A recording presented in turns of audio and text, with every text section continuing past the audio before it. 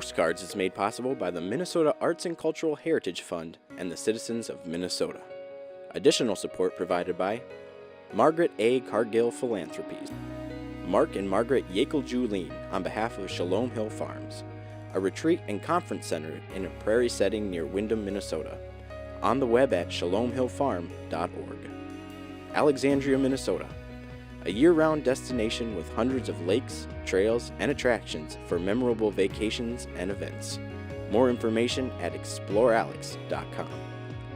The Lake Region Arts Council's Arts Calendar, an arts and cultural heritage funded digital calendar showcasing upcoming art events and opportunities for artists in West Central Minnesota, on the web at lrac4calendar.org.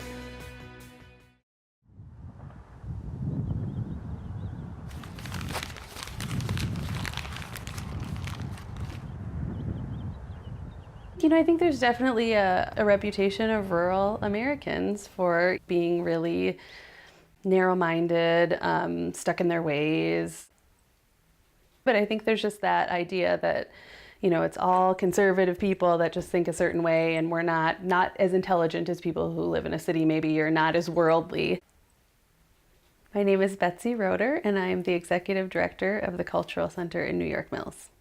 Does it ever surprise people to hear that there's a contest like this in a town of 1,200 people? Always, yeah. Yeah, I get a lot of that. Oh my gosh, I can't believe that's happening in your tiny town. The way that it started, this idea of civil discourse and a philosophy competition for everyday Americans, those were the original intentions of the Think Off, and they remain true to how we run the Think Off today. So really not a whole lot has changed. The Great American Think Off is a philosophy competition, and it's really for the everyday American. So the idea of the Think Off was to bring philosophy out of the ivory towers of academia and into the lives of everyday Americans. So, we certainly, we get decent amount of essays every year, typically at least a couple of hundred. Where do the essays come from? Mostly people from a wide variety of geographic backgrounds, and also from a variety of occupations, ages. Really every year it ranges from 16-year-old high school students to 90-year-old retired whatever. We have farmers, truck drivers, we've had several people who've been incarcerated enter the contest. We've had actually one year, somebody who was in jail was a finalist, and they first were going to be able to get out for the debate, and then they were like, no, actually, we can't let them out. So every year, there's a committee of volunteers that get together and discuss ideas for the question. And once a question is selected, that is announced each year on January 1st, then people have until April 1st to write essays answering the question. They are directed to choose a side, one way or the other, and then write an essay of 750 words or less. And so that comes to us by April 1st, and then we take a month for the committee to review and judge those essays, and then we announce the 4 finalists on May 1st, and then the debate happens each year on the second Saturday in June. So the audience does the voting. The purpose is for them to listen to these debaters and make a vote for who argued their point best. The first year we asked the question, the nature of humankind inherently good or inherently evil? And believe it or not, that actually ended in a tie vote. So the question was not answered until our 20th Great American Think Off, we asked the question again. Evil won, actually, which is a little bit depressing. Everybody has opinions on these big questions in life. And so we want to give people the chance to write an essay with those opinions and thoughts and experiences and come to New York Mills and debate that topic live each year. Well, would you look at that? That sure is different. Well, shh. They're about to start. Number one, I'd say the number one thing is that the writer has to take a definite, firm side. A wishy-washy essay doesn't go anyplace. The writer has to actually take a firm side. And then, of course, the other thing is that we do like to have essayists include personal experience. Actually base their argument on personal experience and observation. Just a purely philosophical essay might not cut it just because we want to make the event more personal. The idea is to get, the common man and woman to respond to our solicitation for essays. We don't discourage philosophers, mind you, but we're definitely looking for just people in ordinary life to write. What does it take to change someone's mind? A really good argument. Oh, well, I never thought of it that way, but have you ever thought? I don't know. It's a good thing to consider.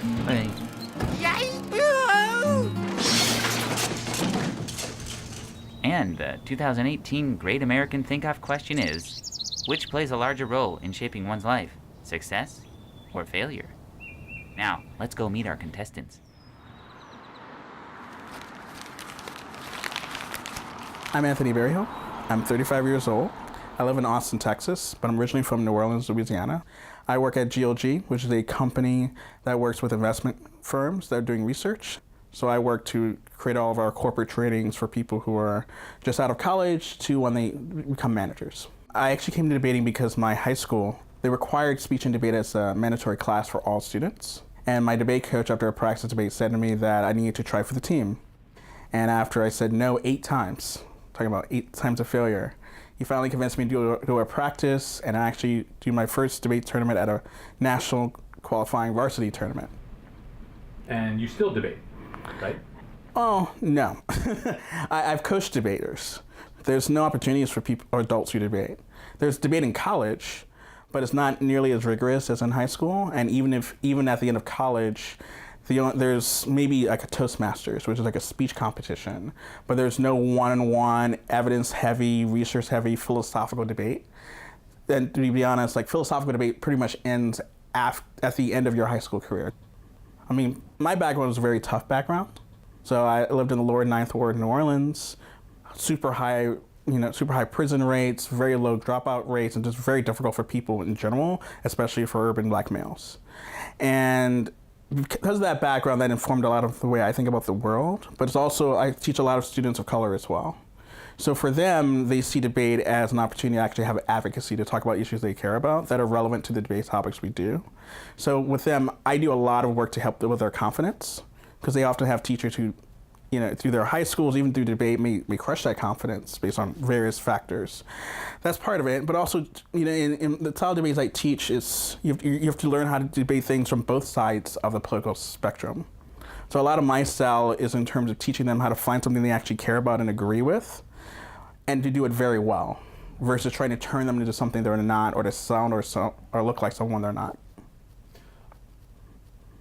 Didn't have any sneakers when I was at home in New Orleans because I had a very poor family. They couldn't afford it. So as I did more and more work and did all that other stuff, I was able to kind of fulfill that hobby. What's your niche? What's your sneaker niche? Niche? Things that are very flashy. So like I have orange sneakers here, gold sneakers here, so anything that stands out. And I think that's actually a debate relevant point, which is before debate, I was very scared of being seen. And this is just one manifestation of it. I learned how to be in an audience full of 200 people or 500 people, whereas nothing in my background or in school taught me to do that.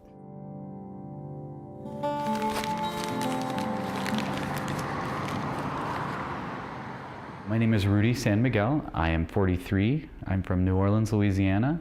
I am a manager at a coffee shop. I've not done a lot of debating. As I told you, I'm not an incredibly competitive person, so I will probably be voted out in the first round. Dixie, come here. Come here. This is Dixie. You live in New Orleans, but have you spent time in small towns before?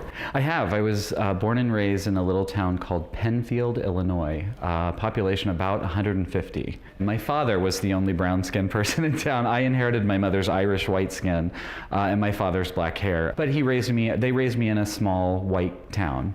And then being gay, at the time I didn't know what it meant. We were that sheltered that I wasn't aware of what gay was until high school. and I was outed in high school. So that's when I discovered at the same time that I was gay, what gay was. I knew I was different, but so the combination of the two could be difficult. There were people in the town who were racist and would say things to me about my dad or about me. But yeah, the race thing didn't play as big a part of my life as the gay thing did. Yeah. I'd always been a writer since I was a child. I'd always been writing, regardless of what path my career and life took me. I'd always been a writer. Quite frankly, I entered this because my wonderful partner is trying to get me to stop doing 1,000 jobs and focus on writing. And so I thought I would do that, and I got online and began researching ways to earn money writing and to sort of flesh out my resume as a writer, and this was something I came across. And it seemed like it would be exciting and interesting, and the question was perfect for the place I'm at in my life. So it fit very well.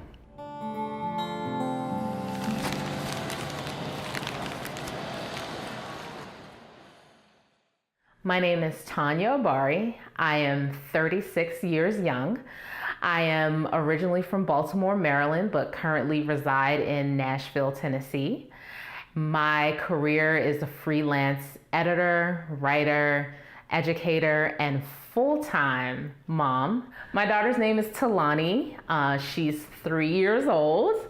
She's very tall, so a lot of people mistake her for 5 or 6, but she's the light of our world. My husband and daughter will be joining me at this year's Think Off. We went back and forth about whether to bring her or not. We weighed the pros and cons, and I realized that she needs to be there because her seeing mom on stage, seeing mom speak about a topic that's relevant and just important, that's going to shape her idea of what it is to be a woman, what it is to be on stage, what it is to think.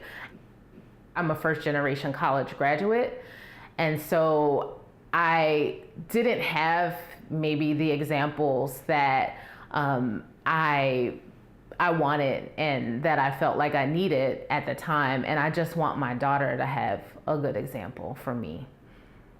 My favorite authors now, Tayari Jones, Toni Morrison, Alice Walker, Chimamanda. So I can go on and on. Mostly I do look to other Black female writers because it's important for me as a Black woman to hear their point of view and their perspective and to be able to add to the circle of that as well. Are you apprehensive at all about coming to New York Mills? Yes, I am. I'm very apprehensive. If I could be candid, I am nervous about the culture and setup of the city. I've only lived in big cities in my entire life, and I've never spent significant time in a rural area. So this will be a first time for me, and I'm excited. I'm anticipating the trip so that I can put all of my knowledge that I've learned on paper to practice, and also to see how New York Mills reflects a little bit of Tanya Obari.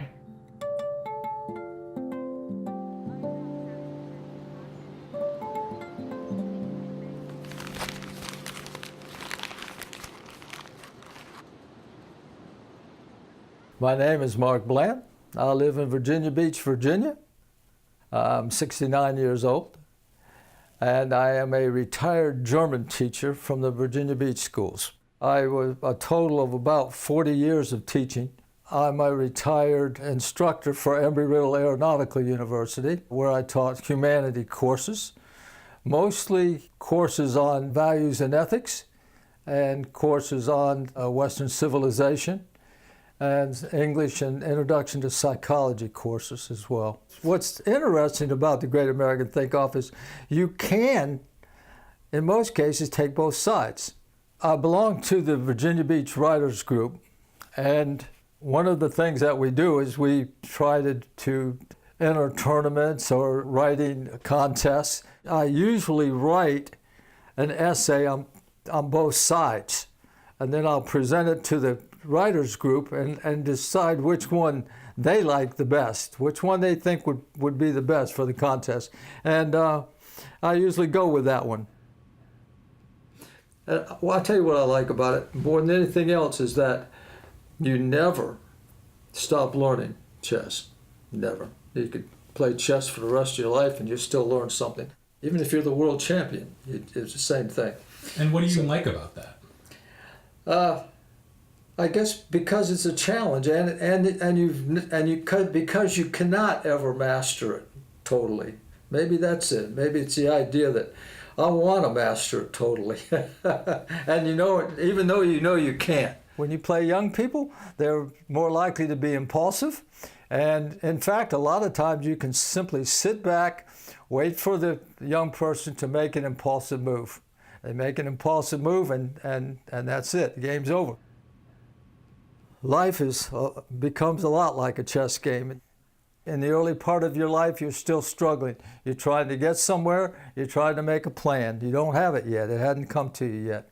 In the middle part of your life, let's say from 30 to 45, you have a plan. You know what you want to do with your life, but you're not there yet. And in the latter part of your life, of course, you're searching for your final answers. Your end game will come. Everybody understands mortality a whole lot better when they're 70 years old than when they are when they're 18. And what did you argue? I argued success. And I argued success because My side is failure. I believe that failure shapes one's life more than success. I argued that success defines and shapes who you are more than failure. My position is that failure does a better job of shaping one's life than success. Camera speed. Camera speed, sound. Great American Think-Off, scene 1, take 3, action.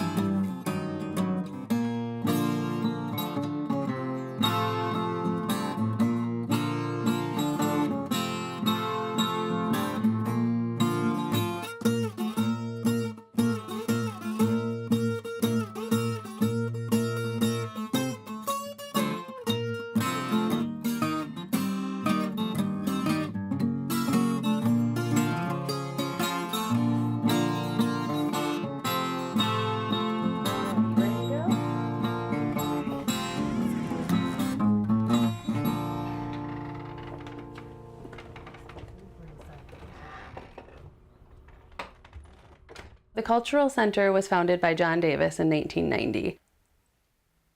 Our legal name is actually the New York Mills Arts Retreat because we started as an artist residency program. So John moved here from the Twin Cities and bought a kind of rundown farm and ran the residency out of his farmhouse and his barn for the first couple of years. My dream, what I really wanted to do was to do my art on my own place out in the country with a little barn as a studio.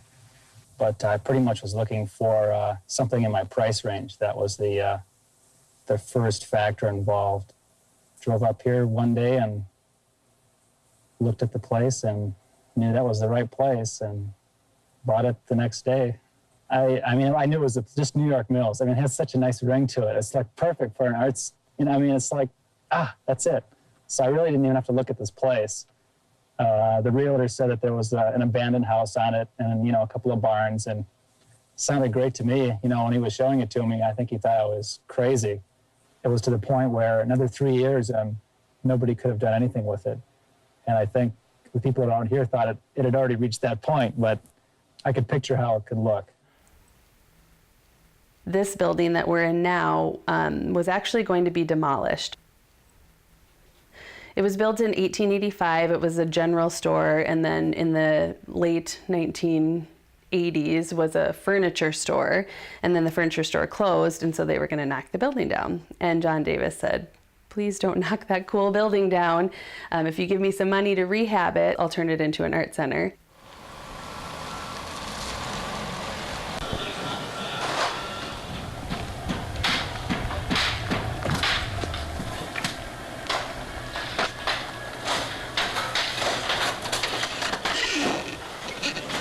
Anything you want to be, you can be.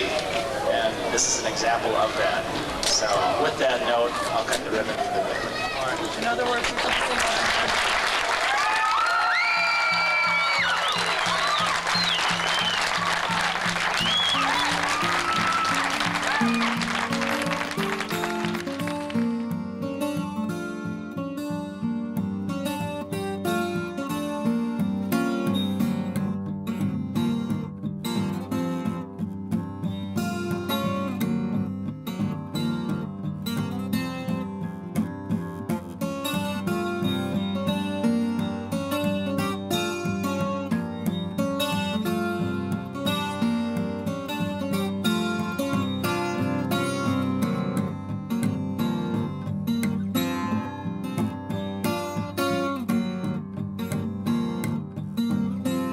And let's join our contestants as they present their arguments in the high school auditorium.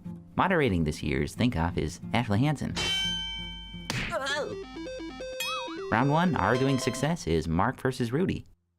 All right, let's do it. If you fall off the horse or bicycle, you get back on it. Do that enough times and you become proficient at the task of riding. You started with failure and ended with success, but which played a larger role in shaping your life? My first memorable experience with success came in high school, when I realized I could outrun any student in my class. What gave me pleasure was winning the 800 meter for the city. The losses no longer mattered. Success kept me running. Had I settled for failure, I would have never made it back to the starting line. 1 year after graduation, I found myself in the Army in Stuttgart, Germany. I was put in a slaughterhouse where I did meat inspections for the military. Not one person in the slaughterhouse spoke English, and I didn't speak a word of German. The days became long and lonely, and the work more difficult without the ability to communicate. Every evening, I learned 10 phrases that I could use the next day. Within 3 months, I communicated effectively in the language. I could say anything I wanted, I could read fairly well, and over a beer and bratwurst, I could understand the lunch jokes.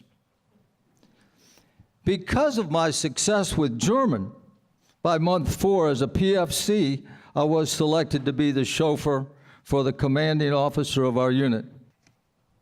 After returning to the States, I attended Old Dominion University, where I earned my first degree, a BA in German. 40 years later, I retired as a high school and middle school German teacher from the Virginia Beach schools. My success in German had shaped my entire career. Failure was nowhere in sight. Before I began my teaching career, however, I went through a 10-year period of constant failure. I worked as a truck driver, a salesman, bowling lanes technician, waiter, chauffeur, clerk, truck loader, carpenter, lifeguard, gas station attendant, mechanic, steel supervisor, handyman, trapper, crab boat captain, and furniture deliverer. None of these jobs provided enough income to support a family. Failure had kept me company all the way. By the time I was offered my first teaching position, I was 6 months behind in my trailer park rent. I was driving a car I bought for $200. My trailer was in desperate need of repair.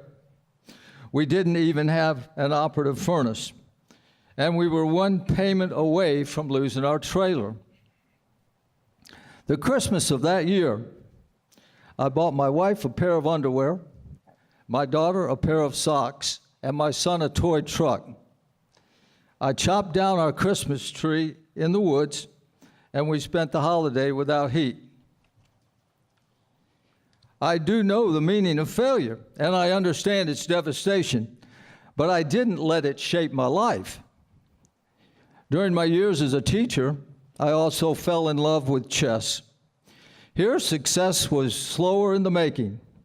Mr. Failure shook my hand over and over.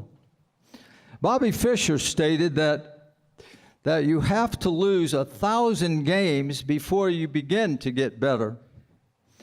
Well, I lost my 1,000 games, but today I have 64 trophies, several $1,000s in prize money, 23 trips to the World Open, and chess 6 days a week.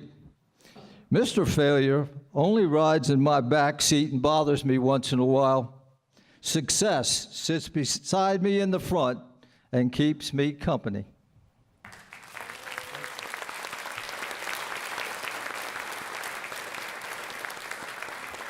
Thank you, Mark. We will now hear Rudy's essay. The automatic doors at Winn-Dixie shuddered open as I tightened my grip on the plastic bag full of coins. A frail man with watery eyes and a "Hello, I'm Roger" name badge pointed me toward a machine that would take my change and turn it into roughly 85% its value in cash. At 41, I possessed 2 master's degrees, $12 in my bank account, and this bag, which I'd hoped would be enough for a loaf of bread, some peanut butter, and at least half a tank of gas. As I poured the change into the bowels of the hunkering machine, I thought of a favorite quote from Mary Pickford, in which she assured us that each day is a new chance for success. The quote ends, "This thing we call failure is not the falling down, but the staying down." Despite being virtually unable to secure a job in any field remotely related to any degree I've earned, I've managed to squeak by on meager tips from miserable food service jobs and hobble out some semblance of a life with the additional assistance of good friends and family, a patient partner, and great beer. For more than 2 decades, I've been floating in endless, choppy waters that will one day drown me. But I hold on, waiting for the right ship to pass. As Pickford suggests, I get up. As a dreamer and someone who firmly holds that everything must happen for a reason, I believe all experiences we have in a day are successes, even negative ones, for they shape us and determine our next step. As a child, when I would fail at something, my father would always ask, "Did you learn anything?" We are shaped by all of these successes, regardless of whether we arrive at the change machine and are given more money than we had hoped for, or the bag filled with coins splits open and all the coins fall down the drain. In the end, the success is in getting more money or learning to use a stronger bag next time. What then is failure? I'm reminded of another quote that goes something like, "God never gives you more than you can handle unless you die of something." Success is getting out of bed this morning and finding moments in life that will give us the strength to get out of bed tomorrow morning. Success isn't always tangible and can't be quantified. Instead, it's like matter existing all around us. When there is no more success to be had, we stop getting up. I believe failure is that moment when our successes become too few and inconsequential that we, as Pickford suggests, stop getting up. Failure is, quite frankly, death. How death greets us can be at our own hands, at the hands of another, or most likely by the hands of time, nature, or for some, a higher power giving us more than we can handle. Failure does not exist outside of death, therefore we can't be shaped by it.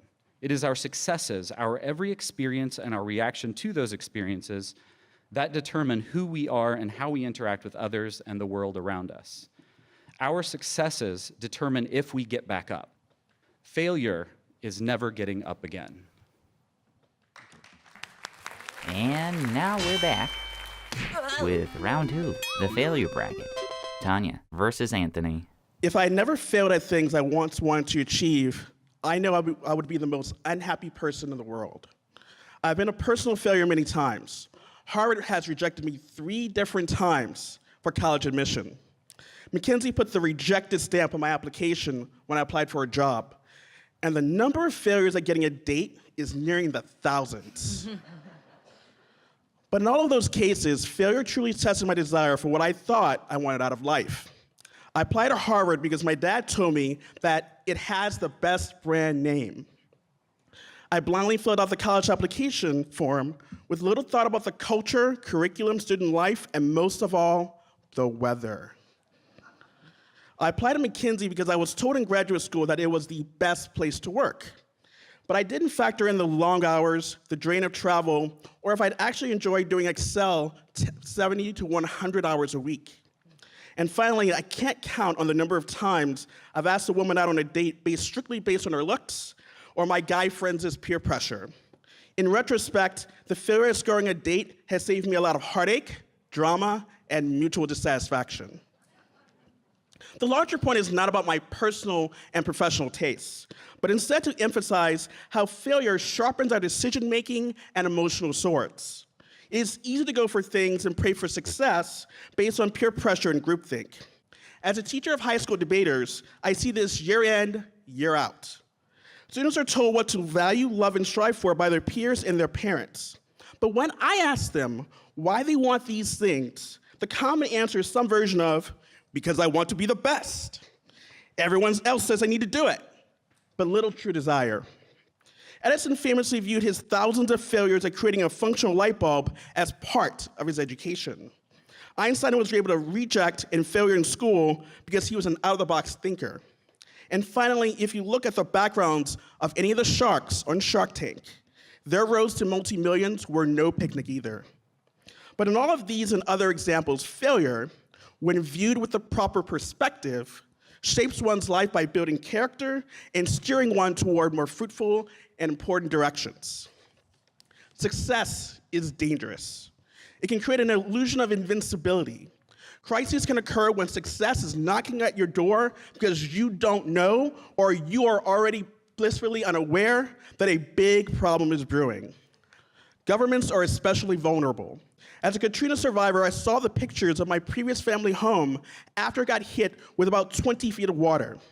I still think about my city and the neighbors who spent decades riding out storms and successfully doing so. Many, unfortunately, didn't live to survive the correction to their hubris. Success enables one to ignore the possibility of failure or catastrophe.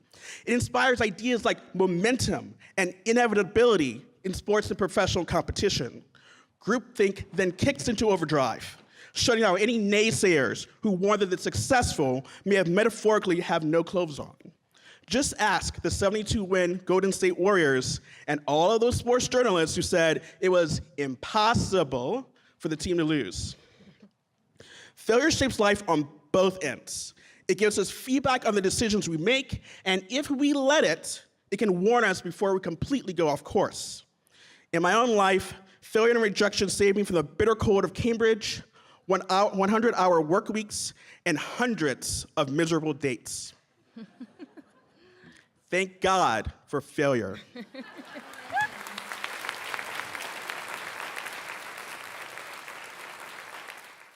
There are no secrets to success.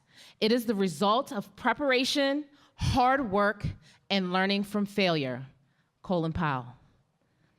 As clear as the midday sky, the first time that I experienced failure is a vivid photograph perched upon the back corner of my earliest childhood memories.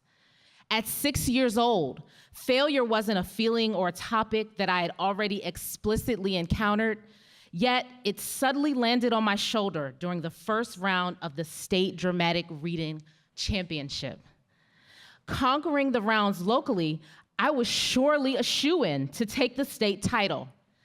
After many weeks of diligently preparing a short dramatic reading of Shel Silverstein's Listen to the Mustn'ts, the words were so fitting that I really believed that anything could be. The odds were already stacked against me before I took the stage. The lone representative from a school district that wasn't on anyone's radar, the lone person of color, the lone contestant whose parents couldn't afford a fancy competition dress or sparkly new shoes, the lone contestant who read in a distinct Baltimore vernacular. Somehow, though, I was confident in my ability to beat those odds. The performance was powerful. It was my best one to date. I read with passion, clarity, and a particular emphasis on the last line of the poem, anything can be. I believed it. I stood there and I had a 2-minute pause until the first place winner was announced, all of which the time was spent with my voices in my head, arguing the competition's outcome. So when the winner was announced, I intentionally blocked the sound, and I saw an ecstatic girl sprinting towards the podium to claim the championship trophy. In that moment, I felt a single tear run down my face. As the eliminated contestants exited the stage, one of the judges whispered something to those who had not been named winners. Remember, failure is simply success turned inside out. I expect to see you all next year. Suddenly, those tears transformed into hope. Did I win the state title? No. Did this mean that I was a horrible reader? No. Was I going to try again? Well, yes, absolutely. This was a tough lesson to learn so early, but a necessary one. The next year, I practiced harder, returned to the state championship, and received second place. The next year, I practiced even harder, and then I danced to the winner's circle to pick up my first place trophy. Failure had created an insatiable desire to do better. In the 30 years post learning the first memorable lesson, failure has since shown up to my doorstep more times than I can count. Both microscopic missteps and colossal failures that have cost employment, savings, residencies, and security. There were many times when failure, especially the extensive ones, made me uncomfortable. At times, failure's villainous stare discouraged me from believing that I was even capable of success. Our society glorifies success, which doesn't allow us to see others' failures, even if they are the catalysts behind our winning. All of these factors can make one believe that failure can only negatively shape your life. However, reality is that failure is a vital stepping stone to success. When I poured my life savings into a business that failed, I may have lost the LLC, but I gained valuable experience about how to be an entrepreneur. When I moved hundreds of miles away to pursue a job that eventually laid me off, instead of focusing on being let go, I appreciated the beauty of navigating places outside of my comfort zone. When doctors warned me that obesity and hypothyroidism was causing infertility, I became resilient and relentless in my pursuit of natural healing and fertility. This time, the perceived failure resulted in a beautiful baby girl who's sitting in the audience right there. Failure humbles the spirit in unimaginable ways, allowing humans to find strength, to persist, and to conquer. While life's road of success is still unfolding for me, I am reminded by that great lesson I learned 3 decades ago. Each failure is a lesson. It's not a punishment. It is success turned inside out, and my life is infinitely better because of it. Thank you. Holy cow, audience. This is a tough one here. Once you have cast your votes, we are going to take a brief intermission while the judges tally the votes. Stretch your legs, shake out your bodies, meet a new neighbor, and we'll see you back here in 15 minutes. Thank you all.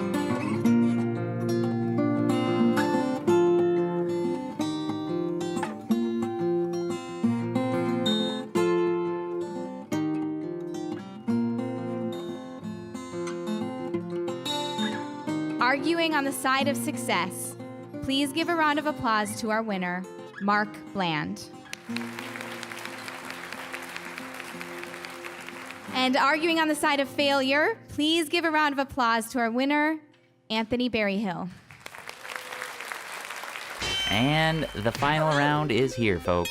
Mark versus Anthony. Success versus failure.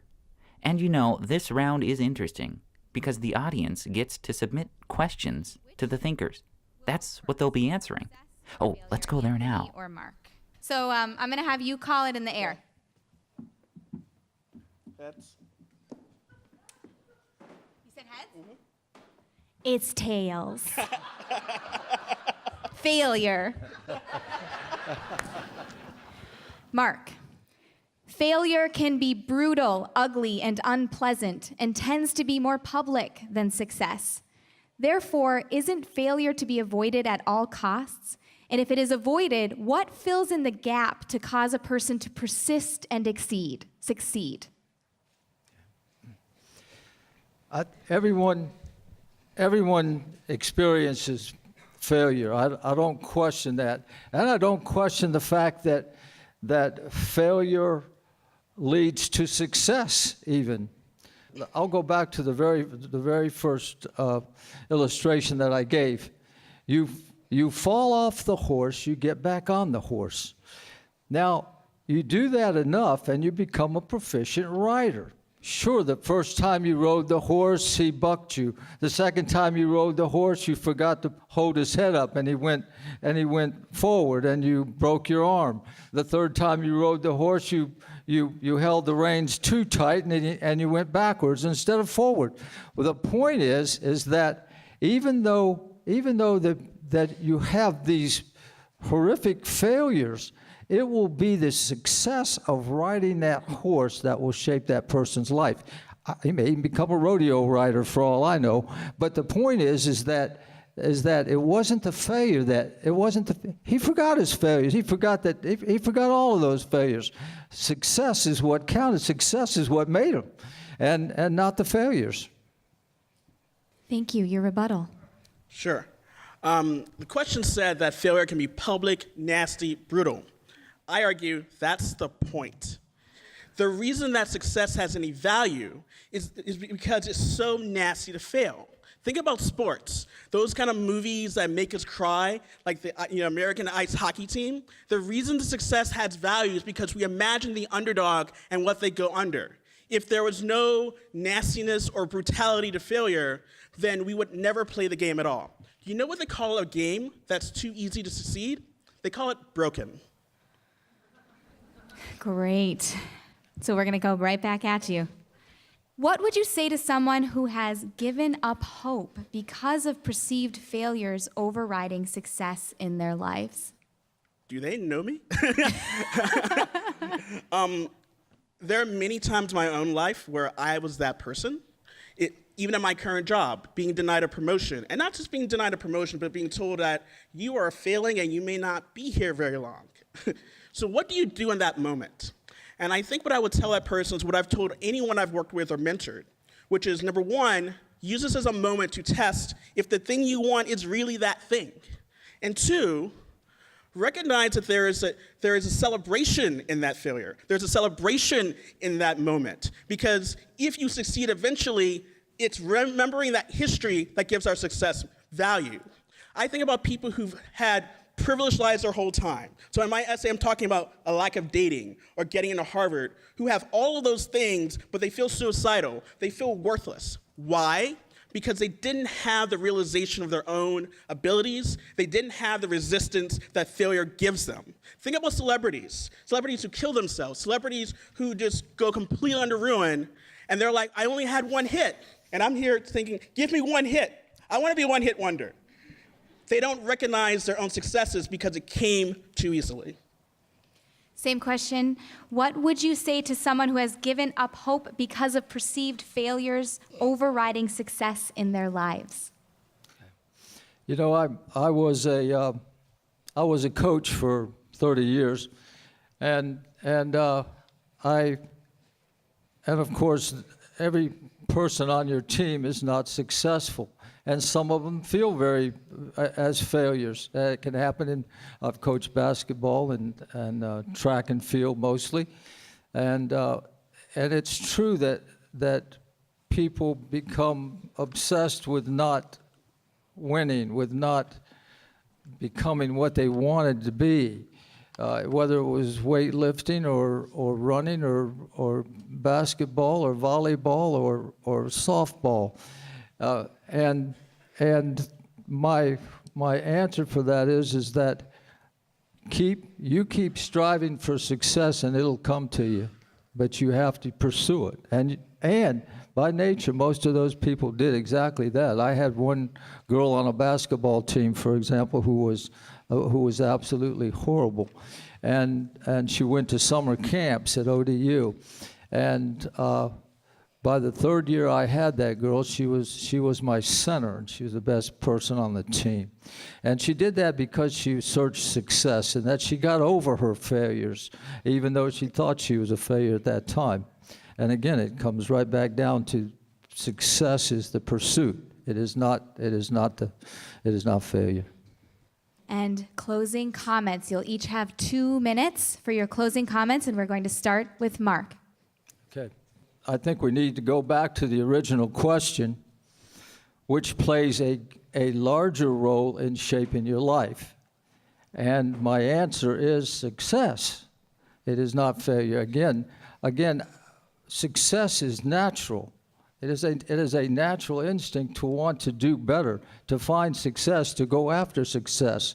Failure is not. In fact, in most cases, you avoid failure at all costs. Some people more than others, and of course, that's one of the risks that you take. For example, if you're learning a foreign language, for example, and I think that's a good example. If you're learning a foreign language, you're going to make 10,000 mistakes. I mean, you'll make mistake after mistake after mistake. But if you're a risk taker, in other words, you accept your mistakes. You don't dwell on your mistakes, you just accept them. You'll forget those 10,000 mistakes once you're fluent. When you're fluent in the language, then the mistakes didn't matter anymore. They didn't matter anymore because now you're fluent, you speak in the language, you do what you're supposed to be doing in the language, and you know the language. Yes, you're a risk taker, and some people are more so than others. And of course, anyone in here that speaks a foreign language, you understand what I'm talking about, that you've gone, quote, the extra mile to become proficient at that language. But the point is that you became proficient at that language, and because it will shape your life. And the point is that it's the success of it that shaped your life, not the failure. Thank you, Mark, for your closing comments. Anthony, closing comments. I agree with Mark about the value of success in terms of how it's our natural instinct. But my thesis throughout tonight has been these are sometimes instincts that need to be challenged. We want to run away from failure. We want to block it out of our minds, and I would hope that we don't. When we think about the ends of our lives, we don't think about how much money we made. We don't think about, how cool was I in high school. We don't think about the things that came easy. If you've ever played a Nintendo game in the 1980s, you probably know what I'm talking about here. Games don't say game over anymore. That's a big problem. Why? Because it's no longer fun. Because you don't know what it's like to lose every 5 seconds. The value of our lives is in the challenges that we face and the ability to be the next person that we never thought we could be. If this topic was true, that success would play the larger role, right, then we would get participation trophies for every competition. We wouldn't have only 4 finalists on this stage, we'd have every single person on this stage. And the reason we don't do that is because we can't distinguish our lives. We can't make ourselves unique without the ability to recognize how failure can shape us. It can scare us, it can destroy us, or it can make our day.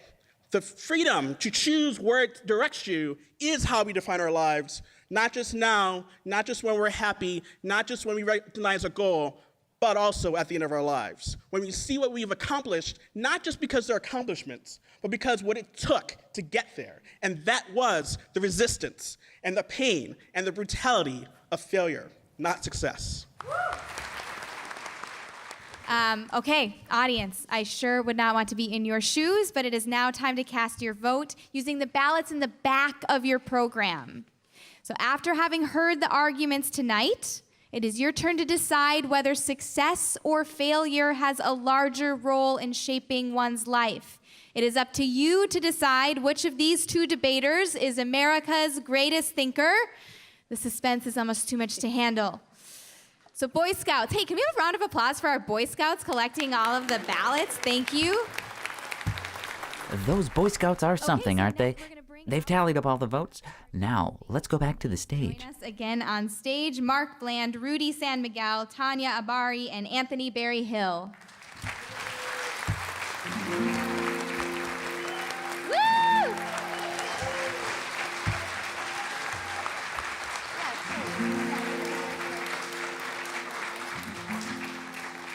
We have Alice with the awards. So we're going to start by awarding our bronze medals to the first round and second round contestants, Rudy San Miguel and Tanya Abari. Let's give them a round of applause for their bronze medals.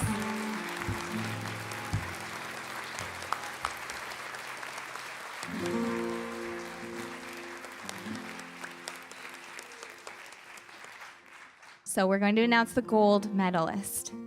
Let's have a huge round of applause for the winner of this year's 2018 Great American Think-Off, Anthony Barry Hill. Woo! Failure wins. And a round of applause for Mark.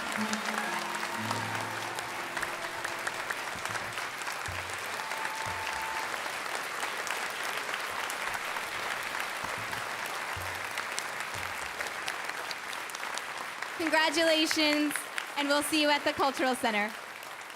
How do you feel? Oh, you know, Vince Lombardi said it the best way.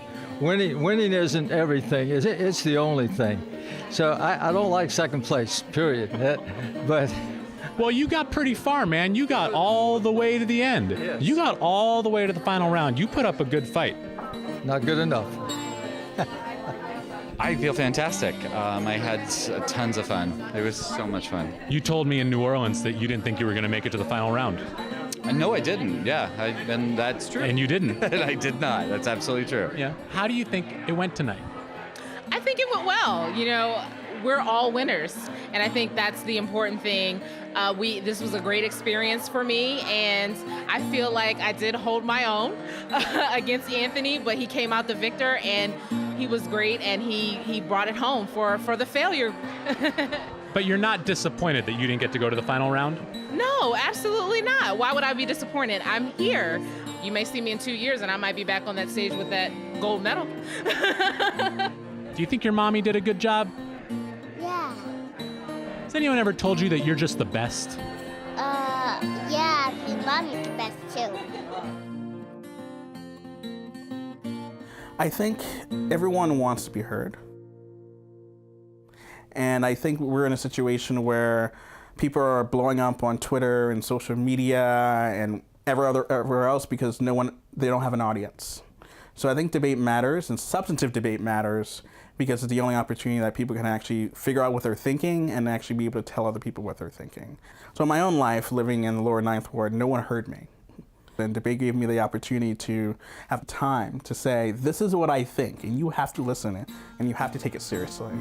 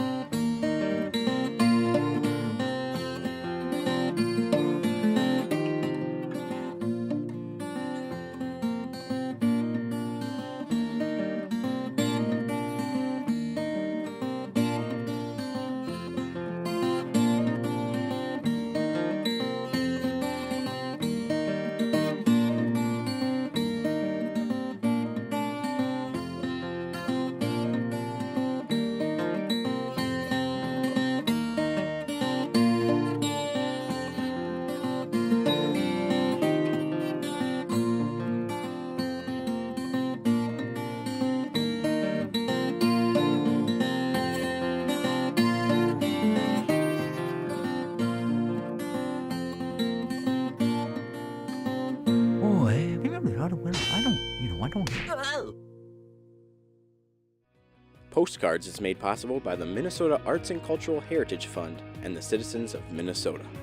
Additional support provided by Margaret A. Cargill Philanthropies, Mark and Margaret Yekel-Julien on behalf of Shalom Hill Farms, a retreat and conference center in a prairie setting near Windham, Minnesota. On the web at shalomhillfarm.org. Alexandria, Minnesota, a year-round destination with hundreds of lakes, trails, and attractions for memorable vacations and events. More information at explorealex.com. The Lake Region Arts Council's Arts Calendar, an arts and cultural heritage funded digital calendar showcasing upcoming art events and opportunities for artists in West Central Minnesota. On the web at lrac4calendar.org.